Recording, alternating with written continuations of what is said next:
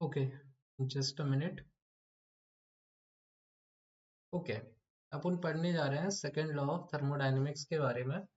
लेकिन उससे पढ़ने से पहले अपन पढ़ेंगे स्वतः प्रवर्तित प्रक्रम क्या होते हैं, क्योंकि एनसीईआरटी अपनी स्वतः प्रवर्तित प्रक्रम से ही शुरू होती है।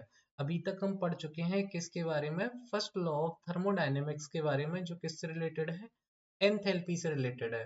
अपन आगे चल के देखेंगे कि अपन कैसे सेकेंड लॉ ऑफ थर्मोडायनेमिक्स, आखिरकार अपन को ये सेकेंड लॉ ऑफ थर्मोडायनेमिक्स की जरूरत ही क्यों पड़ी, जो कि किससे रिलेटेड है बेटा, एंट्रोपी से रिलेटेड है। ये किससे रिलेटेड है, अपना एंथैल्पी से रिलेटेड है ना। और कैसे आगे चल के गिब्स ने अपन को क्या किया, डेल्टा जी दिया, जो गिब्स फ्री एनर्जी के बारे में बताता है, जो कि बताता है कि आखिरकार एंथैल्पी और एंट्रोपी के बीच में संबंध क्या है। लेकिन उससे अपन पढ़ने से पहले अपन पढ़ेंगे किसके बारे में, कि आखिरकार ये स्वतः प्रवर्तित प्रक्रम होते क्या है। एक ऐसी प्रक्रिया जो दी गई परिस्थितियों में बिना किसी बाहरी मदद के अपने आप शुरू हो जाती हैं और चलती रहती हैं। उदाहरण के लिए पहाड़ से पत्थर का लुढ़कना, गैस का उच्च दाब से निम्न दाब की ओर जाना, नमक का पानी में घुलना। ये सारे के सारे एग्जाम्पल क्या हैं, स्वतः प्रवर्तित प्रक्रम के एग्जाम्पल हैं। यानी कोई भी प्रक्रिया जो क्या कर रही है, अपने आप से शुरू हो रही है ना, दी गई परिस्थितियों में अपने आप से शुरू हो रही है, इसको अपन बोलेंगे क्या, स्पॉन्टेनियस प्रोसेस होती है। ओके, ये तो ठीक है। अच्छा, यहाँ पे अगर तुम देखोगे ध्यान से, ये सारी की सारी क्रियाएं क्या हैं, बहुत ज्यादा फास्ट हो रही हैं। तो क्या सारी की सारी स्वतः प्रवर्तित प्रक्रियाएं तेज होती हैं? नहीं, ऐसा जरूरी नहीं है। कई सारी प्रक्रियाएं होती हैं, स्वतः प्रवर्तित प्रक्रियाएं, स्पॉन्टेनियस प्रोसेस, जो बहुत ज्यादा स्लो होती हैं, जिनको होने में क्या होता है, ईयर्स लग जाते हैं। फॉर एग्जाम्पल अगर मैं बोलूं, रस्टिंग। रस्टिंग का मतलब होता है बेटा जंग का लगना। जंग का लगना क्या है, एक स्वतः प्रवर्तित प्रक्रम है, जिसको होने में कई सारे साल लग जाते हैं। तो अब वैज्ञानिकों ने दिमाग में दूसरा क्वेश्चन आया कि आखिरकार ये स्वतः प्रवर्तित प्रक्रम का रीजन क्या है, स्पॉन्टेनियस प्रोसेस के पीछे रीजन क्या है, स्पॉन्टेनियस के पीछे का कारण उन्होंने जानने की कोशिश की। तो सबसे पहला उनके दिमाग में आया कि हो सकता है ऊर्जा में गिरावट। गिरावट जिसको अपन बोलते हैं कमी, ठीक है। ऊर्जा में गिरावट को लेकर उन्होंने बोला कि हो सकता है कि सारी की सारी क्या हो, जो भी सिस्टम है उसमें क्या हो रही हो, ऊर्जा जो है लगातार गिर रही हो, ऊर्जा लगातार गिरती रहती है, और इसकी वजह से जो है स्वतः प्रवर्तित प्रक्रम होते हैं। ऊर्जा का गिरना मतलब सिस्टम से ऊर्जा का निकलना, सिस्टम से ऊर्जा का निकलना, तो एंथैल्पी के टर्मों में अपन क्या बोलेंगे, डेल्टा एच क्या हो जाएगा, नेगेटिव हो जाएगा। तो सबसे पहले वैज्ञानिकों को लगा कि जो हो सकता है ऊर्जा में कमी होना ही स्वतः प्रवर्तित प्रक्रम का कारण हो। अच्छा, ऊर्जा में कमी या गिरावट से तात्पर्य क्या है, हर एक पार्टिकल्स या मॉलिक्यूल क्या होता होना चाहता है, स्थायित्व को प्रदान करना चाहता है, स्थायित्व को प्राप्त करना चाहता है।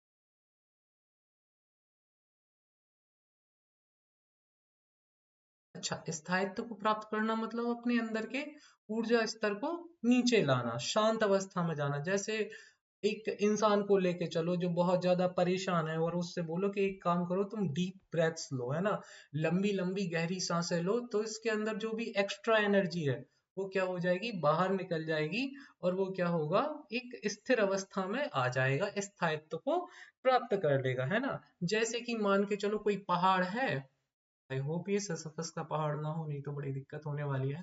ओके, फिलॉसफी असाइड, मान के चलो कोई पहाड़ है और इससे कोई पत्थर क्या है, नीचे की तरफ जा रहा है, तो अपन बोलेंगे ये पत्थर क्या कर रहा है, अपनी स्थितिज ऊर्जा को कम कर रहा है। इससे क्या होगा, स्थितिज ऊर्जा उसकी कम होगी, और वो क्या हो जाएगा, स्टेबल हो जाएगा। वो क्या हो जाएगा, स्टेबल हो जाएगा। ओके, ऐसे ही कई सारी जो है ऊष्माक्षेपी अभिक्रियाएं होती हैं।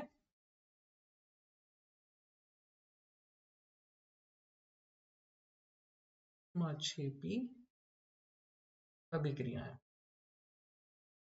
ऐसे भी कई सारी ऊष्माक्षेपी अभिक्रियाएं होती हैं जिनमें अपना क्या रहता है, डेल्टा एच क्या रहता है, नेगेटिव रहता है। तो वैज्ञानिकों ने सोचा कि अरे वाह, ये तो सही है। स्वतः प्रवर्तित प्रक्रम का मतलब हो गया कि डेल्टा एच एंथैल्पी में गिरावट जो है स्वतः प्रवर्तित प्रक्रम का कारण होता है। क्या ये बात पूरी तरीके से सही है? नहीं। क्यों सही नहीं है, आते हैं। कारण ये था कि बेटा कुछ ऐसी प्रक्रियाएं होती हैं,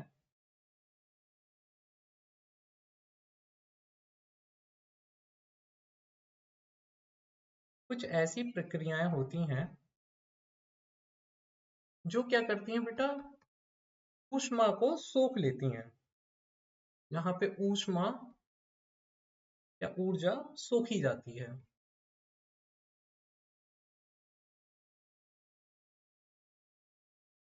जहां पे क्या होगा बेटा, हीट एब्जॉर्ब हो रही है। अगर अपन हीट बाहर से देते हैं, अपन पढ़ के आए हैं, तो डेल्टा एच क्या हो जाता है, पॉजिटिव हो जाता है। अभी तो अपन बात कर रहे थे कि सारा सारा की सारी जो है स्वतः प्रवर्तित प्रक्रम, स्पॉन्टेनियस प्रोसेस जो है ऊर्जा में गिरावट के कारण होती है। लेकिन कुछ ऐसी प्रक्रियाएं हैं जहां पे स्वतः प्रवर्तित प्रक्रम होता है लेकिन वहां पे डेल्टा एच पॉजिटिव आ जाता है। अब आप सर बोलोगे कि भैया उदाहरण बताओ ऐसे कैसे होता है। तो अब मुझे बताओ, अगर मेरे पास एक बर्फ है, आइस है, आइस के लिए मैं क्या करता हूँ, कुछ नहीं करता, अपनी आप स्पॉन्टेनियस प्रोसेस है। आइस से क्या होता है, पानी बनता है, लिक्विड फॉर्म में है ना। अगर ये सॉलिड है, वाटर ये सॉलिड है, यहाँ पे वाटर क्या हो जाएगा, लिक्विड फॉर्म में आ जाएगा। है तो ये आखिरकार एक स्पॉन्टेनियस प्रोसेस ही। लेकिन यहाँ पे बेटा क्या होता है, बर्फ से पानी बनने में ऊष्मा को सोखा जाता है और यहाँ पे डेल्टा एच जो है पॉजिटिव निकलता है, जो कि होता है प्लस 6.0 किलो जूल ना। अब कमरे के तापमान पे जो है बर्फ अपने आप पिघल रही है, जबकि वह जो है ऊष्मा ले रही है ना, ऊष्मा लेती है। ऊष्मा लेने के बाद क्या होता है, बर्फ जो है पानी बन जाता है। तो निष्कर्ष निकल के सामने आता है, अगर मैं निष्कर्ष को लिखूं, क्या निष्कर्ष निकल के आएगा स्पॉन्टेनियस प्रोसेस में, कि सिर्फ एंथैल्पी डेल्टा एच का कम होना ही काफी नहीं है। कोई तो है, कोई क्या है, दूसरी ताकत है ना। कोई दूसरी ताकत भूत भूत नहीं है, एंट्रोपी है, ठीक है। कोई दूसरी ताकत है जो काम कर रही है। तो क्या है, काम कर रही है ना। अपन पढ़ेंगे कि वो दूसरी ताकत है क्या। अभी बस अपन को इतना ध्यान रखना है कि स्वतः प्रवर्तित प्रक्रम क्या होते हैं। स्वतः प्रवर्तित प्रक्रम वे होते हैं जो अपने आप से शुरू होते हैं। अच्छा, कोई प्रक्रम फास्ट होता है, कोई प्रक्रम स्लो होता है, कोई फर्क नहीं पड़ता, अपने आप होना चाहिए। अच्छा, स्पॉन्टेनियस प्रोसेस के पीछे रीजन क्या हो सकता है, तो कई बार कई सारे वैज्ञानिकों ने सोचा कि ऊर्जा में गिरावट जो है वही कारण होगा। लेकिन अपन को पता चला आगे चल के कि कुछ ऐसी प्रक्रियाएं होती हैं जो कि क्या होती हैं, एंडोथर्मिक होती हैं, है ना। कई सारी प्रक्रियाएं होती हैं जो क्या होती हैं, एंडोथर्मिक होती हैं। एंडोथर्मिक होती हैं ये सारी की पूरी प्रक्रियाएं क्या है, ऊष्माक्षेपी यानी एक्सोथर्मिक। सिंपल करने के लिए मतलब एग्जिट, एग्जिट का मतलब होता है निकल जाना, एक्सो और एग्जिट करके ऐसा बना लेना, ट्रिक भूलोगे नहीं, ओके।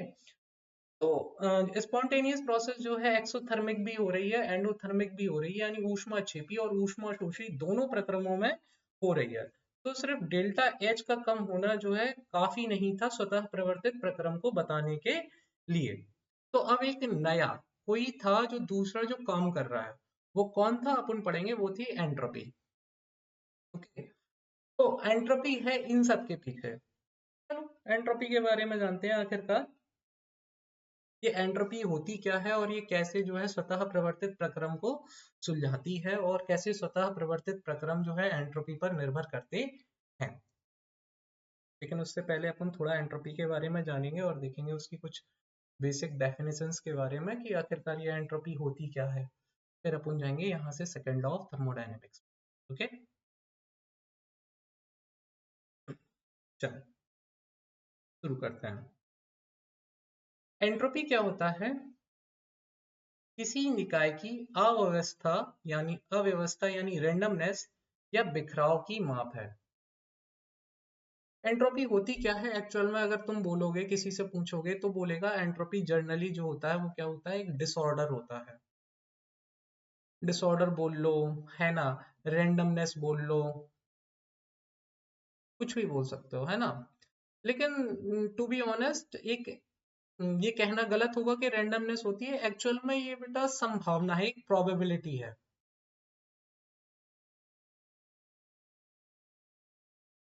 संभावना बोलते हैं। एंट्रोपी बेसिकली क्या है? एंट्रोपी कोशिश करती है कि मतलब एक सिस्टम है, मान के चलो मेरे पास एक सिस्टम है और सिस्टम के अंदर एक मॉलिक्यूल है। अब ये बेटा क्या होगा, यहाँ से डिसऑर्डर शुरू होगा। ये कोशिश करेगा कि मैं कहाँ पे मूवमेंट कर सकता हूँ, कितनी जगह पे जा सकता हूँ, मेरे अंदर कितना बिखराव आ सकता है। इसको अपन बेसिकली बोलते हैं क्या, एंट्रोपी, है ना। तो एंट्रोपी अगर अपन थोड़ी सी परिभाषा सुनेंगे और बेसिकली अगर कोई आपसे पूछे कि एंट्रोपी क्या होती है, तो आप बोलोगे कि निकाय में जो है कोई भी अव्यवस्था हो, रैंडमनेस हो, डिसऑर्डर हो, या निकाय के फैलने की जो संभावना हो, उसको अपन क्या बोलेंगे, एंट्रोपी बोलेंगे। ओके, चलो एंट्रोपी जनरली दो प्रकार की होती है। यहीं लिखे देता हूँ, ऐसा कोई खास अपन को ध्यान नहीं देना। एक होता है लो एंट्रोपी, एक होती है क्या, हाई एंट्रोपी।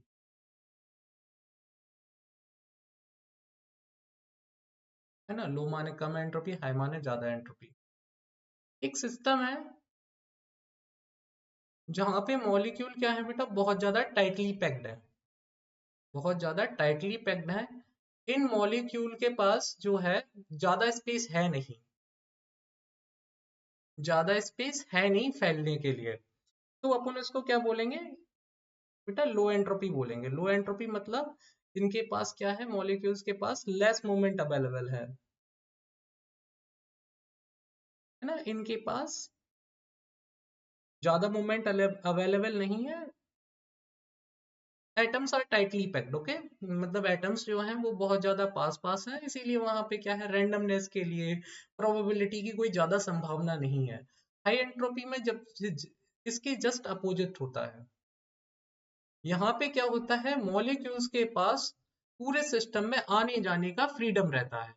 अगर आने जाने का फ्रीडम ज्यादा है तो अपन बोलेंगे जो हाई मूवमेंट है प्रोबेबिलिटी, तो इसमें क्या होता है, हाई मूवमेंट होता है, हाई मूवमेंट, है ना।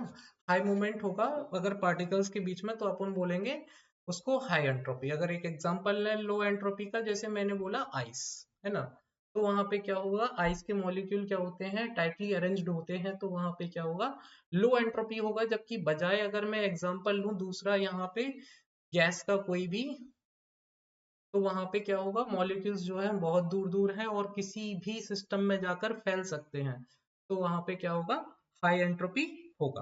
क्योंकि अपन ने दो चीजें सीख ली हैं अभी। अपन ने पढ़ा है कि एंट्रोपी क्या होता है। एंट्रोपी बेसिकली क्या है, रैंडमनेस है, अव्यवस्था है, बिखराव है, डिसऑर्डर है, संभावना है। सिस्टम जितनी तरीके से गलत जा सकता है उतनी तरीके से गलत जाएगा। उसको वह जगह जाना है जहां पे रेंडमनेस बहुत ज्यादा हो।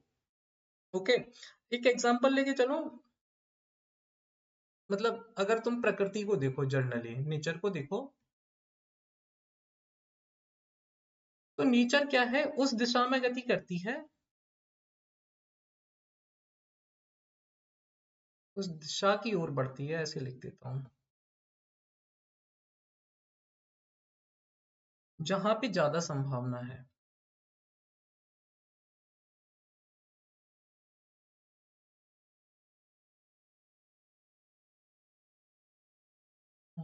ठीक है। नेचर क्या करेगा, उस दिशा की ओर बढ़ेगा जहां पे ज्यादा संभावना होगी, जहां पे ज्यादा ऑप्शंस होंगे, जहां पे ज्यादा क्या होंगे, उसके पास ज्यादा ऑप्शंस होंगे, हाँ, जहां पे उसके पास ज्यादा विकल्प होंगे, वहां पे जाएगा नेचर। फॉर एग्जाम्पल, मैं तुमको एक एग्जाम्पल देता हूँ, बिना एग्जाम्पल के काम चलेगा नहीं। एक रूम है ना, और रूम के अंदर मैंने बोला कोई गैस है, तो क्या लगता है, उसके पार्टिकल्स पूरी जगह फैलेंगे या फिर उसके पार्टिकल्स एक कॉर्नर में इकट्ठा हो जाएंगे, किसी गैस के पार्टिकल्स? क्या लगता है किसकी प्रोबेबिलिटी ज्यादा है? आप बोलोगे सर सिस्टम इसके होने की प्रोबेबिलिटी ज्यादा है बजाय इसके होने के।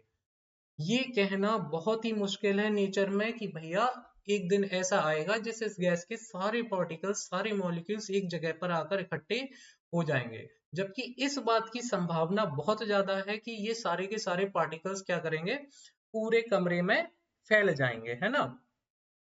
तो नेचर क्या है, उस डायरेक्शन में बढ़ेगा कि जहां पे क्या है, ज्यादा ऑप्शंस हो, ज्यादा विकल्प हो, और यही एंट्रोपी है।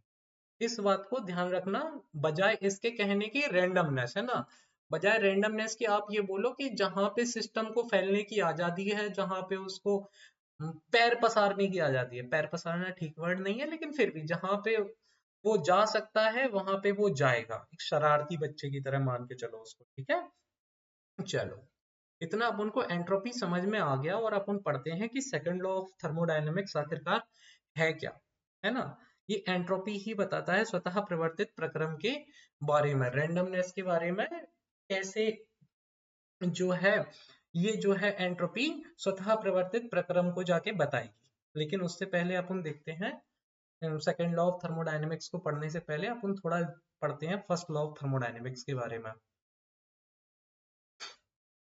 First law of thermodynamics, plot, simple लिख देता हूँ। अब जरा मुझे बताना ये फ्लॉट किसके बारे में था? ऊर्जा संरक्षण का नियम है ना, हम पढ़ के आए हैं।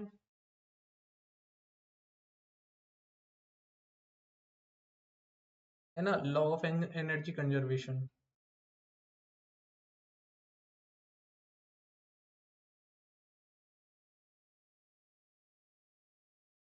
ऊर्जा को ना तो उत्पन्न किया जा सकता है, यानी ना तो ही उसका सृजन किया जा सकता है, और ना ही ऊर्जा को नष्ट किया जा सकता है। और अपन बोल रहे थे कि डेल्टा एच बराबर क्या होगा, सॉरी, ये तो एंथैल्पी हो गया ना, सॉरी, यहाँ पे थोड़ा मेरे को मिटाने दो। डेल्टा यू बराबर है, just a minute, delta U बराबर Q plus W, I am not mistaken, okay. चल,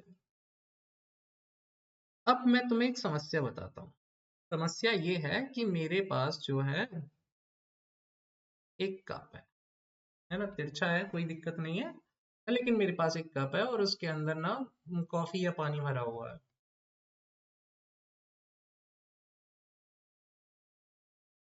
और मैं तुमसे पूछता हूँ कि बाहर तो ऊर्जा है ही, है ना, क्यों ना ये बाहरी ऊर्जा इसके अंदर चली जाए और ये बॉयल होने लगे, है, क्यों नहीं होता बॉयल, है ना। हम तो ये बोल सकते हैं ना कि देखो, इसके, let me change the colour of a pen, okay. मैंने बोला कि साहब, मान के चलो इसको उबालने के लिए मेरे को -50 किलो जूल की आवश्यकता थी, मैंने यहाँ पे -50 जो है, सॉरी, सिस्टम लगा रहे हैं, ऊर्जा लगा रहे हैं तो प्लस आएगा। मैंने क्या किया, +50 लगाया, और यहाँ से क्या हो जाएगा बेटा, सिस्टम से क्या होगा, -50 निकल जाएगा, यानी जो है इन्वायरमेंट से जो है ऊर्जा निकल के, इन्वायरमेंट से ऊर्जा निकल के क्या करे, सिस्टम के अंदर चले जाए, और ये सिस्टम क्या करना शुरू कर दे, ये बॉईल करना शुरू कर दे, ये कॉफी जो है बॉईल करना शुरू कर दे। क्या नेचर में हमें ऐसा देखने को मिलता है? नहीं, है ना, हमें नेचर में ऐसा देखने को नहीं मिलता है। तो होता क्या है, जो फर्स्ट लॉ ऑफ थर्मोडायनेमिक्स है वो अपन को बताता है कि कितनी ऊर्जा,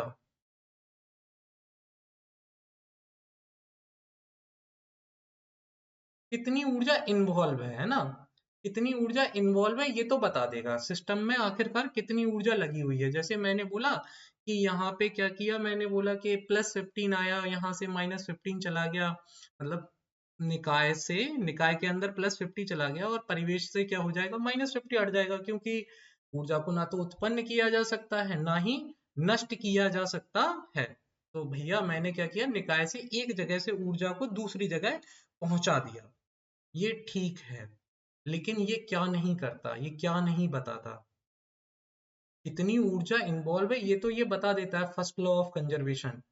क्या नहीं बताता है ये, ऊर्जा की दिशा को, कि जो है एनर्जी किस डायरेक्शन में फ्लो करेगी, एनर्जी किस डायरेक्शन में फ्लो करेगी, ये जो है फर्स्ट लॉ ऑफ थर्मोडायनेमिक्स अपन को नहीं बता पाता। ठीक है, तो अपन पढ़ेंगे कि भैया एनर्जी की डायरेक्शन को बताने के लिए आया सेकेंड लॉ ऑफ थर्मोडायनेमिक्स, है ना। सेकेंड लॉ ऑफ थर्मोडायनेमिक्स अपन पढ़ेंगे, बस अपन को ये ध्यान देना है कि एंट्रोपी क्या होती है, किसी निकाय की अव्यवस्था, रैंडमनेस या बिखराव की माप है। जर्नली इसको डिसऑर्डर बोल देता है, कोई रैंडमनेस कह देता है, कोई प्रोबेबिलिटी कह देता है ना। और नेचर का एक नियम है कि नेचर में क्या होता है, उस दिशा की ओर बढ़ती है जहां पे जो है ज्यादा संभावना हो, जहां पर उसके पास ज्यादा ऑप्शंस हो, जहां पे उसके पास ज्यादा विकल्प हो। ओके, अपन ने देखा था दो तरीके की एंट्रोपी होती है, एक तो कम एंट्रोपी होती है, एक ज्यादा एंट्रोपी होती है। अगर किसी भी जगह पर पार्टिकल्स फिक्स हैं, वहां पे मूवमेंट नहीं हो रही है, डिसऑर्डर के लिए ज्यादा जगह नहीं है, तो वहां पे क्या बोलेंगे अपन, लो एंट्रोपी है, सॉरी। और यहाँ पे क्या होगा, जहां पे हाई मूवमेंट होगा तो वहां पे क्या होगी, हाई एंट्रोपी होगी। फिर अपन ने पढ़ा कि फ्लॉट फर्स्ट लॉ ऑफ थर्मोडायनेमिक्स की कमियां क्या है। फर्स्ट लॉ ऑफ थर्मोडायनेमिक्स की कमी ये है कि कितनी ऊर्जा सिस्टम में इन्वॉल्व है ये तो बता देता है, लेकिन कभी ये नहीं बता पाता कि ऊर्जा की दिशा क्या है। अगर ऊर्जा की दिशा को ये बता देता, अगर मान के चलो ये कॉफी कैसे भी करके बॉयल होने लगती, तो हमें पता चल जाता कि एनर्जी की फ्लो का डायरेक्शन क्यों है, क्या है, सॉरी, क्यों नहीं है, क्या है। बेसिकली अपन को यही पता करना है कि भैया एनर्जी की जो है फ्लो की डायरेक्शन क्या होती है। यही चीज है जो कॉफी को बॉयल होने से बचा रही है। मान के चलो मैंने रूम टेम्परेचर पे कुछ चीज रख दी और वो बॉयल क्यों नहीं हो रही है, क्यों नहीं हो रही है, क्योंकि एंट्रोपी बताएगी भैया, है ना। अगर किस डायरेक्शन में एनर्जी फ्लो होगी, अगर उल्टा फ्लो होती तो बात ही अलग थी। ओके, चलो अपन सेकंड लॉ ऑफ थर्मोडायनेमिक्स पे पढ़ते हैं, नहीं तो यहीं पे टाइम निकल जाएगा पूरा का पूरा। सेकेंड लॉ ऑफ थर्मोडायनेमिक्स, ऊष्मा गतिकी का द्वितीय नियम, ये कहता है किसी भी, देखो स्वतः प्रवर्तित प्रक्रम से अब यहीं पे जोड़ना है, किसी भी स्वतः प्रवर्तित प्रक्रम में ब्रह्मांड की कुल एंट्रोपी हमेशा बढ़ती है। ये स्टेटमेंट को याद कर लेना, ठीक है। किसी भी स्वतः प्रवर्तित प्रक्रम में ब्रह्मांड की कुल एंट्रोपी हमेशा बढ़ती है, तो टोटल एंट्रोपी है वो हमेशा बढ़ेगी। इस स्टेटमेंट को थोड़ा अपन ध्यान से देखेंगे और अच्छे से समझेंगे। तो ऊर्जा की दिशा को बताने के लिए अपन ने क्या किया, सेकेंड लॉ ऑफ थर्मोडायनेमिक्स लेके आए, और सेकेंड लॉ ऑफ थर्मोडायनेमिक्स ये कह रहा है कि कुछ भी करो सिस्टम में, स्पॉन्टेनियस प्रोसेस में क्या होगा, ब्रह्मांड की कुल एंट्रोपी को बढ़ती देखते रहोगे आप। जैसे कि मान के चलो इसका फॉर्मूला जो है बुक में लिखा होगा, डेल्टा एस टोटल, मतलब कुल, total, delta S system, system को अपन बोलते हैं निकाय, प्लस डेल्टा एस, इसको अपन बोलते हैं परिवेश की,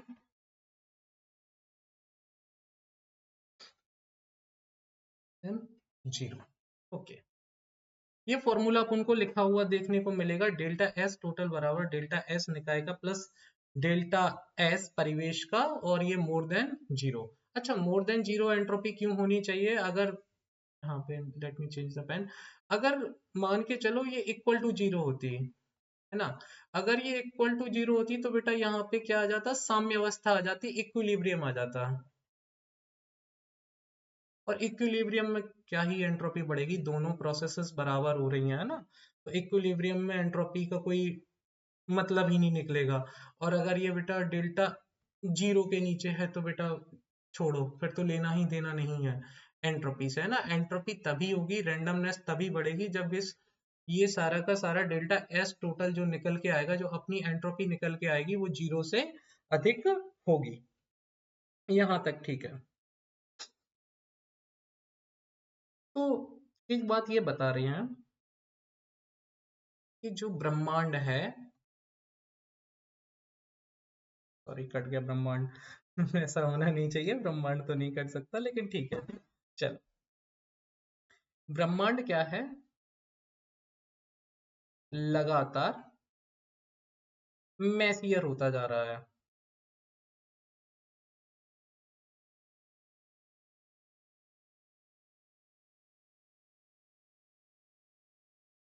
अधिक फैला हुआ रहा है, ऐसे बोल सकते हैं ना, अधिक फैला हुआ रहा है, लाइक मोर यूजलेस,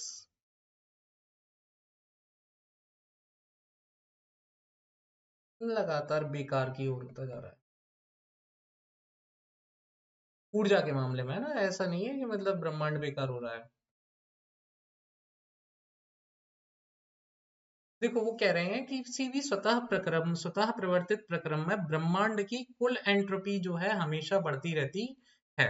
जबकि हम पढ़ चुके हैं एंट्रोपी का मतलब क्या होता है, डिसऑर्डर, यानी रैंडमनेस, प्रोबेबिलिटी। सोचो एक ऐसा प्रक्रम है, मतलब एक यूनिवर्स है, उस यूनिवर्स में क्या हो रहा है, एंट्रोपी जो है लगातार बढ़ती जा रही है। लगातार बढ़ती जा रही है मतलब डिसऑर्डर लगातार बढ़ता जा रहा है, यानी सिस्टम क्या हो रहा है, लगातार फैल रहा है, चीजें ज्यादा मैसी हो रही हैं।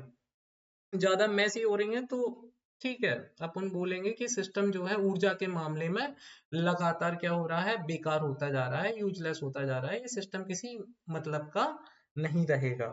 ठीक है।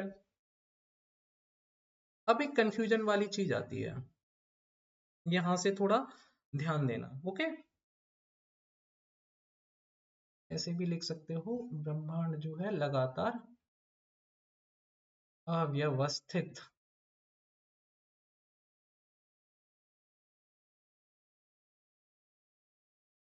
ठीक है। है ना, मैसियर की जगह अपन बोल सकते हैं अव्यवस्थित हो रहा है, हिंदी में अपन अव्यवस्थित ही बोलेंगे, है ना। तो अपन बोलोगे किसी भी स्वतः प्रवर्तित प्रक्रम में ब्रह्मांड की कुल एंट्रोपी हमेशा बढ़ती है। अगर ब्रह्मांड की कुल एंट्रोपी हमेशा बढ़ रही है तो आप बोलोगे कि ब्रह्मांड क्या हो रहा है, लगातार अव्यवस्थित हो रहा है।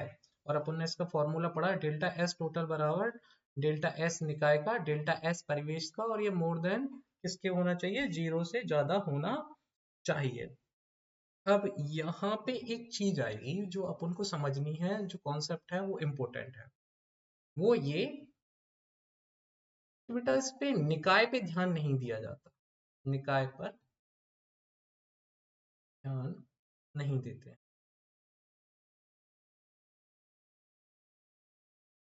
बजाय किस पे दे रहे हैं बेटा अपन ध्यान, ब्रह्मांड पे दे रहे हैं, ब्रह्मांड पे दे रहे हैं, यूनिवर्स पे दे रहे हैं। जो एंट्रोपी कैलकुलेट होगी वो अपन किस में करेंगे बेटा, बजाय सिस्टम के क्या करेंगे, यूनिवर्स में कैलकुलेट करेंगे। और ये इंपॉर्टेंट कॉन्सेप्ट है, अपन को यहाँ पे ध्यान देना पड़ेगा थोड़ा सा, कि बजाय निकाय के अपन देखेंगे कि ओवरऑल ब्रह्मांड की एंट्रोपी जो है बढ़ रही है ना। अपन को ये देखना है, अगर तुम बोलोगे कि सिस्टम की एंट्रोपी बढ़ रही है, सिस्टम की एंट्रोपी घट रही है, उससे कोई ज्यादा फर्क नहीं पड़ेगा। अपन को डेल्टा एस जो टोटल है वो देखना है, निकाय का और परिवेश का दोनों को मिला के अपन देखेंगे कि डेल्टा एस टोटल क्या निकल के आएगा। अब आप मुझसे एक बात पूछ सकते हो सर, कि मान के चलो अगर एंट्रोपी ब्रह्मांड की लगातार बढ़ रही है, एंट्रोपी ब्रह्मांड की लगातार बढ़ रही है, यानी जो है रैंडमनेस लगातार बढ़ रही है। अगर रैंडमनेस लगातार बढ़ रही है तो सर ये बताओ, जो है बर्फ का जमना, भैया बर्फ कैसे जमेगी, बर्फ का जमना, क्या बर्फ का जमना सेकेंड लॉ को वायलेट करता है। क्या बर्फ का जमना सेकेंड लॉ को वायलेट करता है?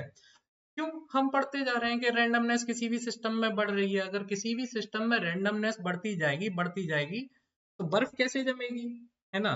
तो क्या बर्फ का जमना सेकेंड लॉ को वायलेट करेगा? अपन देखेंगे नहीं, है ना? सिस्टम को क्यों वायलेट नहीं करता? अपन देखते हैं, पानी के जमाव का लेन देन देखते हैं थोड़ा सा।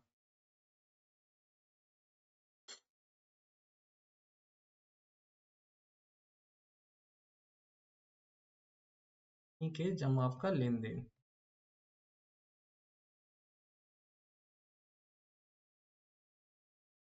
चलो,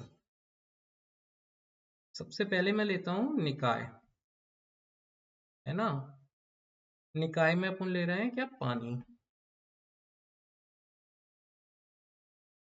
क्या होगा? क्या होगा सोचो जरा थोड़ी देर के लिए और मेरे को बताओ क्या होगा। जब निकाय के अंदर पानी क्या होगा? जमना शुरू होगा। जब पानी जमना शुरू होगा तो क्या होगा? अव्यवस्था में कमी होगी। पहले पानी फैला हुआ है, तो आप बोलोगे कि पानी को जमने को लेके क्या होगा? थोड़ी अव्यवस्था में कमी आएगी। अव्यवस्था में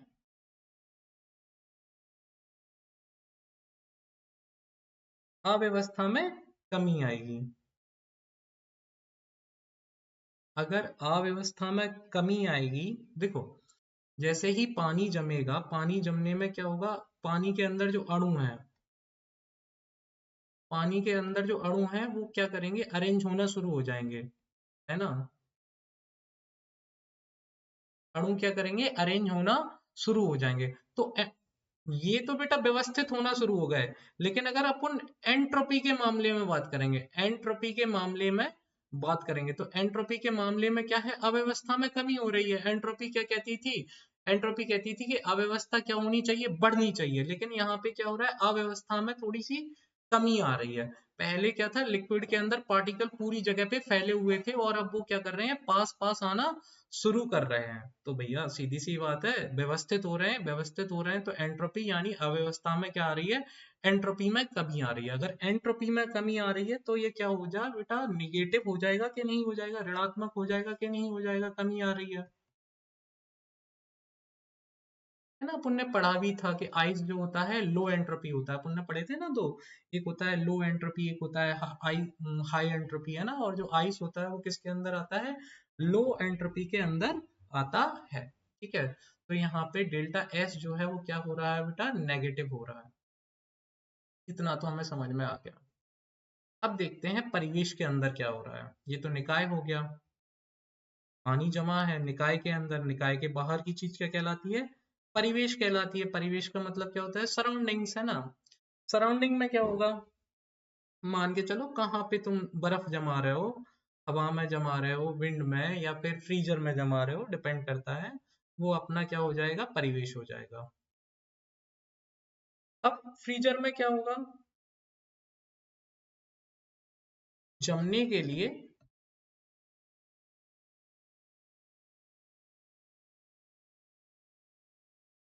जमने के लिए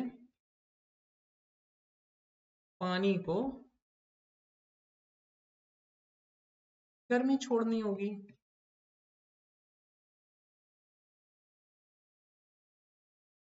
जमने के लिए पानी को गर्मी छोड़नी होगी। जमने के लिए पानी को गर्मी छोड़नी होगी। और ये गर्मी जो है कहाँ पे जाएगी? हवा में जाएगी। अब मेरे को बताओ यहाँ पे क्या होगा? जरा सोचो एक मिनट के लिए और बताओ क्या होगा। मैंने बोला कि परिवेश में जो है क्या है? हवा या फ्रीजर में रखा हुआ है, तो जमने के लिए क्या है? पानी को गर्मी छोड़नी होगी। जैसे ही ये गर्मी को हवा में छोड़ेगा, हवा के मॉलिक्यूल्स में क्या होगा? आप बोलोगे हवा के कण व्यवस्थित होंगे क्या अव्यवस्थित होंगे? जरा बताना। हाँ, और ज्यादा अव्यवस्थित हो जाएंगे।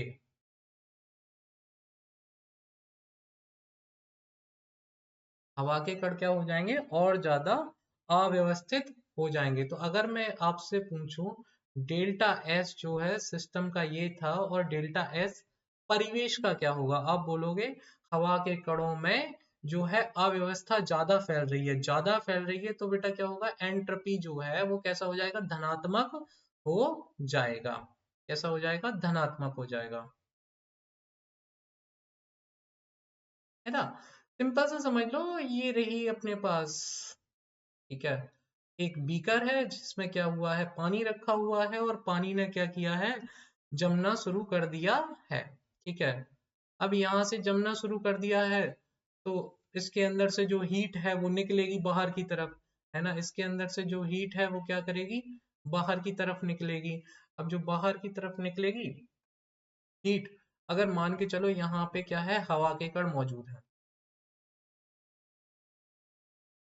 हवा के कण यहाँ पे मौजूद है सिस्टम में।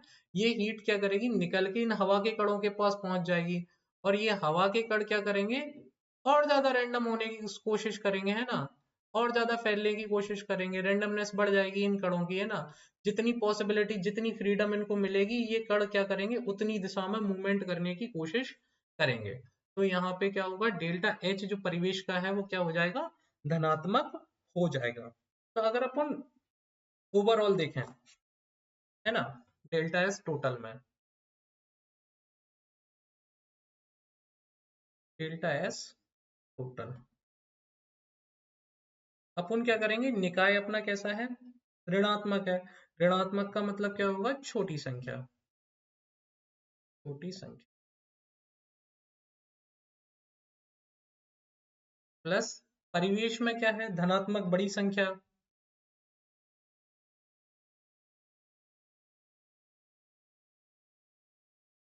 और अगर अपन इनको सॉल्व करेंगे तो अपन देखेंगे ओवरऑल मान क्या आएगा?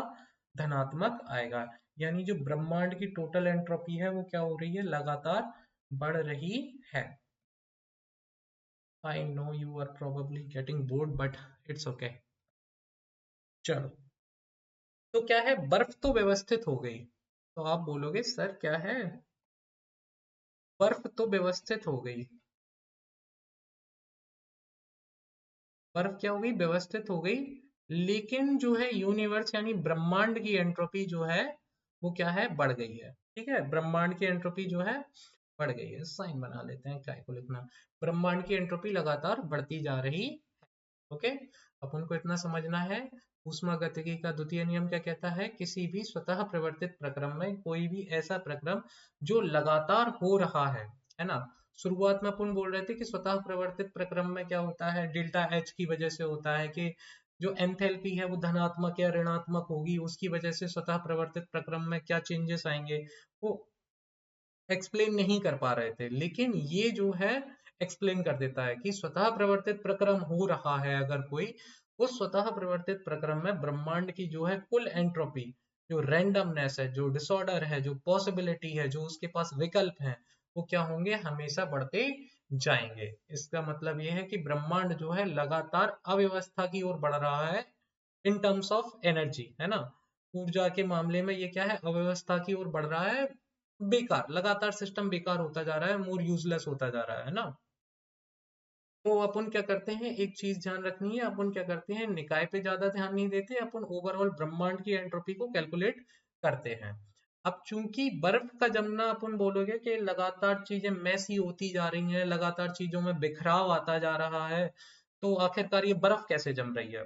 तो बर्फ का जमना सेकंड लॉ को वायलेट करेगा फिर तो, लेकिन ऐसा नहीं है। अगर अपन देखेंगे निकाय में, निकाय में क्या होगा? अव्यवस्था में कमी आएगी, अव्यवस्था में कमी आएगी तो जो एंट्रोपी है निकाय की वो कैसी हो जाएगी? ऋणात्मक हो जाएगी।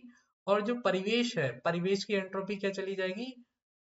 धनात्मक चली जाएगी, है ना? परिवेश में रैंडमनेस ज्यादा बढ़ जाएगी। ऑब्वियस सी बात है, एक मॉलिक्यूल है, एक मॉलिक्यूल को हीट मिलने पर वो क्या करता है बेटा? एनर्जी बढ़ जाती है उसकी, वो मूवमेंट ज्यादा करता है। अगर मूवमेंट उसके पास और हीट मिल गई बेटा, और ज्यादा डिसऑर्डर की तरफ बढ़ेगा। उसको जितनी ज्यादा एनर्जी मिलती जाएगी उतनी ज्यादा वो डिसऑर्डर की तरफ बढ़ता चला जाएगा, है ना?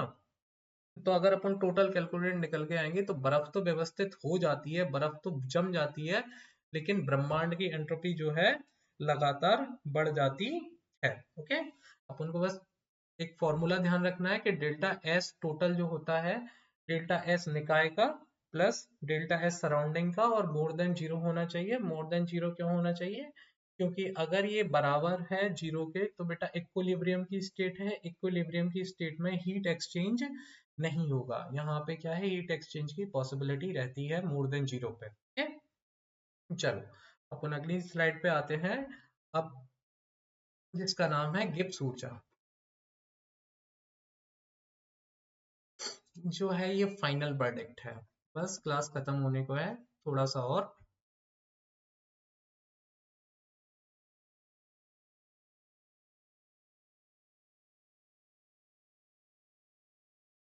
फाइनल वर्डिक्ट है, अंतिम फैसला सुनाते हैं भैया। अंतिम फैसला क्या है? अब हमारे पास दो कारक हैं। अब हमारे पास दो कारक हैं जो आपस में लड़ सकते हैं, है ना? अब हमारे पास दो कारक हैं जो आपस में लड़ सकते हैं। एक कौन सा है? पहला आप बोलोगे डेल्टा एच, एंथैल्पी है। वो क्या करेगा? क्या करेगा? हाँ sorry, I am zoning out, I am sorry. System कम ऊर्जा चाहता है। क्या करेगा? सिस्टम कम ऊर्जा चाहता है। सिस्टम कम ऊर्जा क्यों चाहता है? स्टेबल होने के लिए, न्यूनतम ऊर्जा। सिस्टम क्या चाहता है? न्यूनतम ऊर्जा चाहता है ताकि वो क्या कर जाए, मोर स्टेबल हो जाए। और दूसरा अपने पास है एंट्रोपी। दूसरी चीज है अपने पास क्या? एंट्रोपी। सिस्टम क्या चाहता है? बिखराव चाहता है।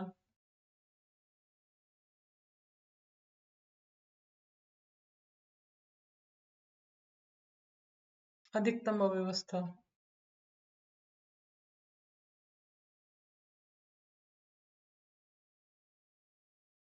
चलो, अपन दो चीजें पढ़ ली जब अपन पढ़ रहे थे। तो अब सिस्टम क्या है, हमने देखा था कि सिस्टम क्या है, कम ऊर्जा चाहता है। सबसे फर्स्ट बात तो है, देखो अब हमारे पास दो कारक हैं जो आपस में लड़ सकते हैं। पहला क्या है, अपन पढ़ चुके हैं, सिस्टम क्या है, कम ऊर्जा चाहता है ताकि वो क्या हो जाए, स्टेबल हो जाए। दूसरी चीज है, सिस्टम क्या है, बिखराव चाहता है, अधिकतम अव्यवस्था चाहता है। इन दोनों को मिलाकर गिब्स ने एक समीकरण दिया, है ना? साइंटिस्ट थे गिब्स, उन्होंने इन दोनों को मिलाकर एक समीकरण दिया जिसको उन्होंने बोला कि डेल्टा जी बराबर delta H minus T delta S. और ये डेल्टा जी है ना, ये असली जज है।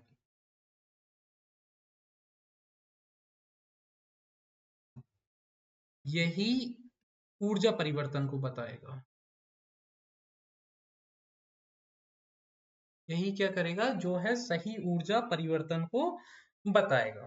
ठीक है, अपन क्या करेंगे, एंथैल्पी उठाएंगे, एंथैल्पी में उठा के एंट्रोपी को अपन घटा देंगे, और जो भी ऊर्जा निकल के आएगी वो क्या कहलाएगी, गिब्स ऊर्जा कहलाएगी, गिब्स फ्री एनर्जी कहलाएगी। यही असली जज है, यही बताएगा कि ऊर्जा परिवर्तन कितना है। तो अब इसमें किताब जो है अपनी बताती है, एनसीईआरटी, स्वतः परिवर्तन, स्वतः परिवर्तिता की शर्तें, रूल्स ऑफ स्पॉन्टेनिटी। ओके,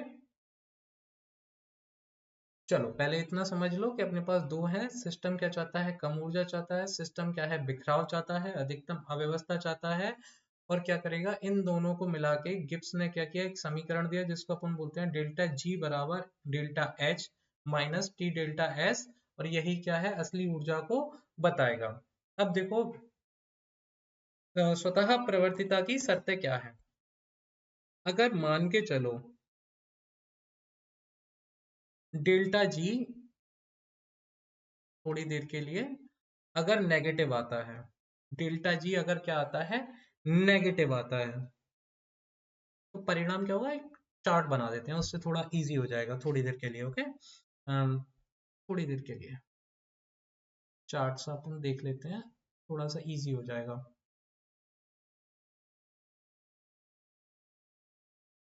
अपन यहाँ पे ले लेंगे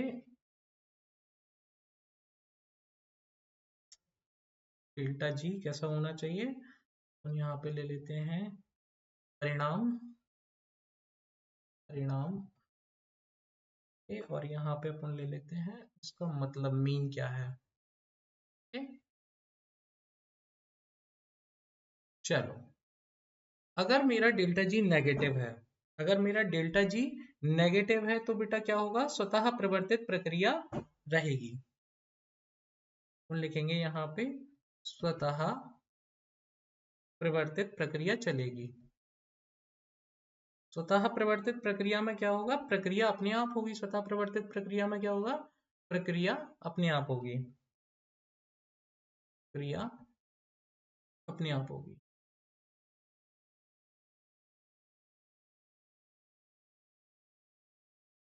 फायदे का सौदा है। अगर अपन इन टर्म्स ऑफ अगर बात करें एनर्जी के मामले में, तो अपने लिए ये क्या है, फायदे का सौदा है। कोई मेहनत नहीं लग रही, कुछ नहीं करना पड़ रहा, सीधा काम चल रहा है। अगर यही डेल्टा जी धनात्मक निकल के आता है, अगर ये डेल्टा जी धनात्मक निकल के आता है तो ये बेटा क्या हो जाएगा, अस्वतः, अस्वतः प्रवर्तित प्रक्रिया, प्रवर्तित प्रक्रिया, इसको बोलते हैं नॉन स्पॉन्टेनियस, है ना, नॉन स्पॉन्टेनियस प्रोसेस हो जाती है। शॉर्ट में लिख रहा हूँ, है ना, नॉन स्पॉन्टेनियस प्रोसेस हो जाती है। अब यहाँ पे क्या होता है, प्रक्रिया अपने आप नहीं होगी, आपको बाहर से ऊर्जा देनी पड़ेगी, है ना। तो अपन लिखेंगे प्रक्रिया अपने आप नहीं होगी, आपको क्या करनी पड़ेगी, बाहर से ऊर्जा देनी पड़ेगी। प्रक्रिया को कराने के लिए आपको बाहर से ऊर्जा देनी पड़ेगी। फायदे का सौदा तो नहीं लग रहा मेरे को, है ना। अगर अपन थर्ड बात करें, अगर डेल्टा जी मेरा मान के चलो क्या है, जीरो है, डेल्टा जी मेरा जीरो है, परिणाम क्या होगा बेटा, साम्यावस्था आ जाएगी, साम्यावस्था आ जाएगी। और ये साम्यावस्था में क्या है, प्रक्रिया रुक गई है, प्रक्रिया रुक गई है।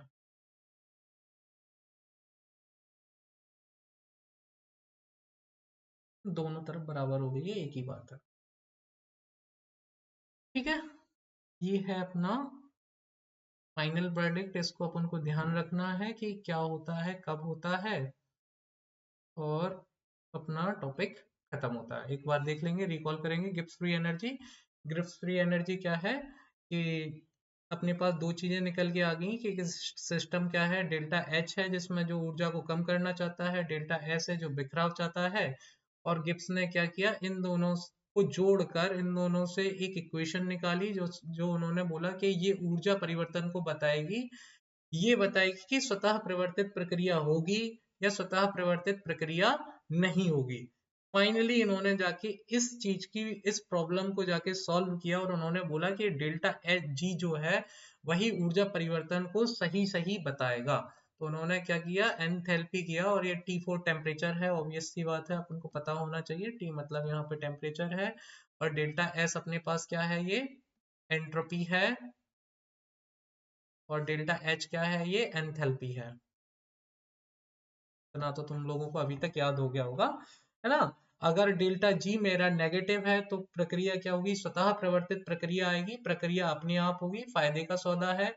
अगर पॉजिटिव में डेल्टा जी आता है तो अस्वतः प्रवर्तित प्रक्रिया है, नॉन स्पॉन्टेनियस प्रोसेस है, ये प्रक्रिया अपने आप नहीं होगी, आपको बाहर से ऊर्जा देनी पड़ेगी। अगर डेल्टा जी मेरा जीरो निकल के आ रहा है तो प्रक्रिया क्या है, साम्य अवस्था में है, प्रक्रिया रुक गई है, और दोनों तरफ, या फिर प्रक्रिया दोनों तरफ से बराबर हो गई है। Okay, so that's it for all. और शायद मतलब अगर कोई भी डाउट्स हो तो comment section are open, and thank you so much, stay curious, bye bye.